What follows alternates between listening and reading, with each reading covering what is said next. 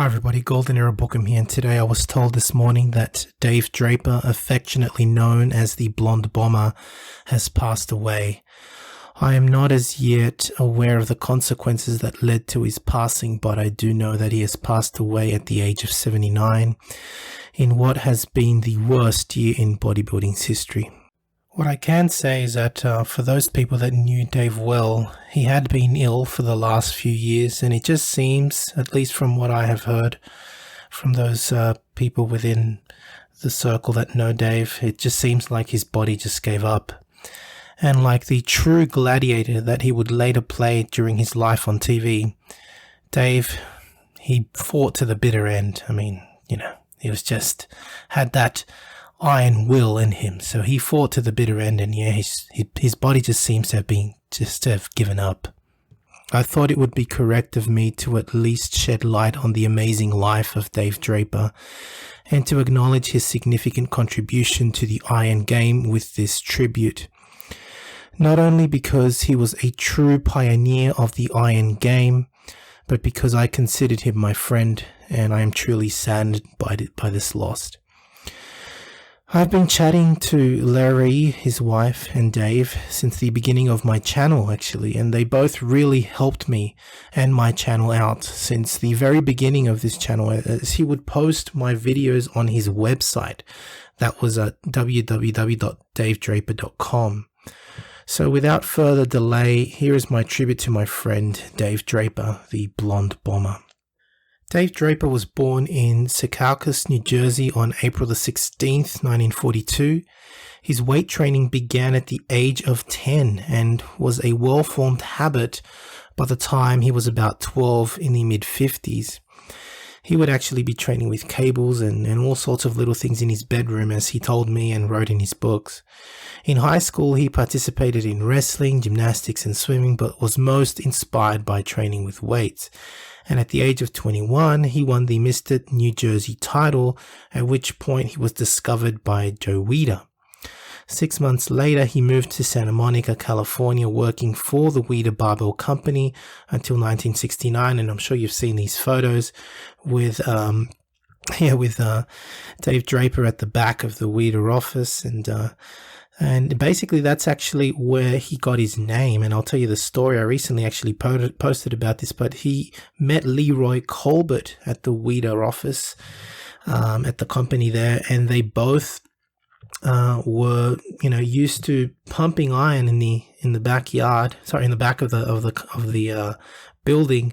Leroy would be working arms, and Dave started joining him, and Joe would come out to the back and notice him, and he then noticed Dave Draper, working arms, and that's how the name came about. Joe exclaims one afternoon, goes, "All I do is whenever I see you both, that is Leroy and Dave, I see you guys bombing arms."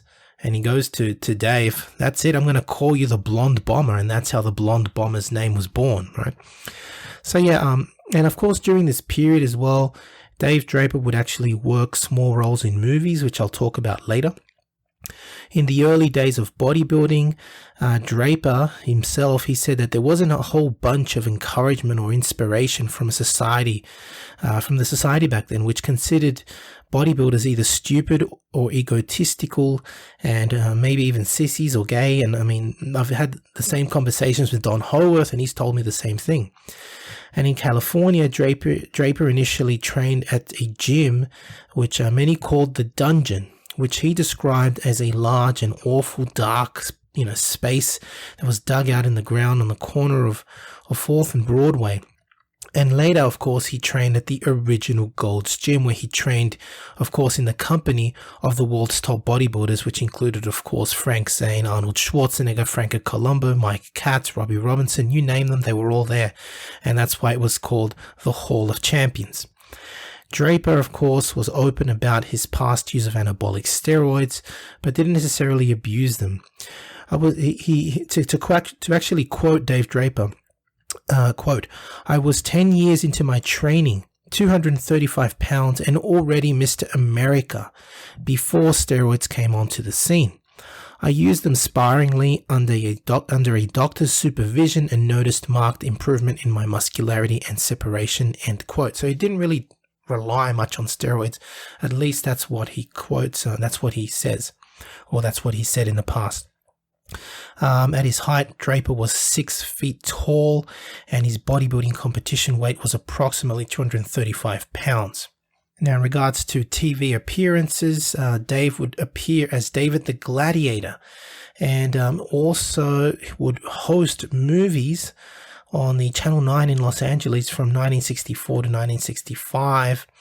From 8 to 10 p.m. on Saturday nights, he would host the Sword and Sandal movies back then from the 50s and 60s. You know, and all dressed up as a gladiator, so that was quite the scene. Draper, of course, played himself as well in several other TV appearances. For example, in the Beverly Hillbillies episode titled "Mr. Universe Muscles In." He also appeared, of course, famously in the 1967 movie "Don't Make Waves" and had a scene with co-star Sharon Tate. He also appeared in The Monkees, playing Bulk in the episode "I Was a 99-Pound Weakling," and also appeared in Here Come the Brides in the episode Lorenzo Bush. After leaving the bodybuilding scene during the 1970s, Dave Draper would reappear and reemerge in the 1980s, in the early 80s in fact, and he resumed his bodybuilding career to guest pose, and he was guest posing at bodybuilding competitions and also to other exhibitions. Dave Draper continued to train with weights well into his 70s and began to also write, becoming, in my opinion, the most respected, and actually the opinion of most people out there, the most respected author in bodybuilding, writing a series of books that brought him much acclaim, and which, of course, I reviewed on my channel. And these videos were the ones that Dave Draper and Larry would actually place on their website to help me. So, you know, I'm forever grateful to Dave for how he helped me out in the very beginning. So it is once again with much sadness that I report the death of my friend, Dave Draper. And Larry, if you are hearing this, my deepest condolences to you for the loss of your husband. I've written to you expressing my condolences as well, and I'm just really sorry for your loss. The loss of Dave is a terrible blow to the bodybuilding community, and that's all I really have to say about that. Rest in peace, dearest Dave. You were a beautiful soul, soft-spoken and loved by everybody. May Mount Olympus await you and greet you with open arms. Yeah, that's it. This is the Golden Era Bookworm saying bye for now.